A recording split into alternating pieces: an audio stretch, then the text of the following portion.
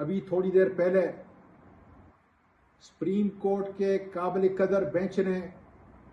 جس کی سربراہی چیف جسٹس صاحب کر رہے تھے،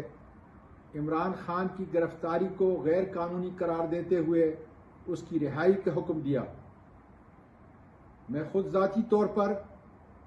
پاکستان تحریک انصاف کی لیڈرشپ اور اس کے کارکن خیر مقدم کرتے ہیں اور اس بات کا اعادہ کرتے ہیں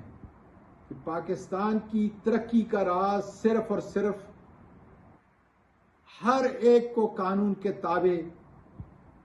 اور ایک ہی قانون کے مطابق جب اس ملک کو چلائیں گے، کوئی بھی قانون سے بالا تر نہیں ہوگا۔ یہ پیغام ہے ان طاقتور لوگوں اور ان کے بڑے کے لیے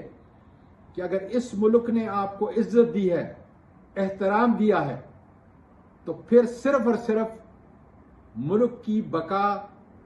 قانون کی حکمرانی سے منسوب ہے۔ اس لیے آؤ ہم سب مل کر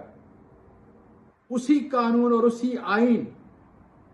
جس کا ہم نے حلف اٹھایا ہوا ہے، اس ملک کو آگے ترقی کی طرف لے کے جائیں۔ آج ملک کی تباہی کے ضامن وہ چند اشخاص ہیں، افراد ہیں جو اپنے آپ کو قانون سے بالا تر سمجھتے ہیں، اور آج عدالت نے واضح پیغام دے دیا ہے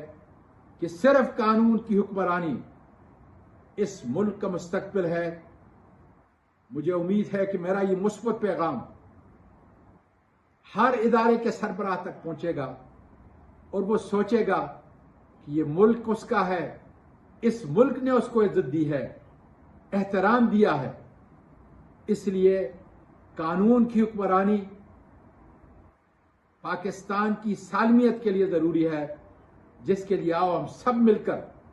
یہ کام شروع کریں اور قانون کی حکمرانی کو آگے لے کر اپنے ملک کو خوشحال اور امن کا گہوارہ بنائیں۔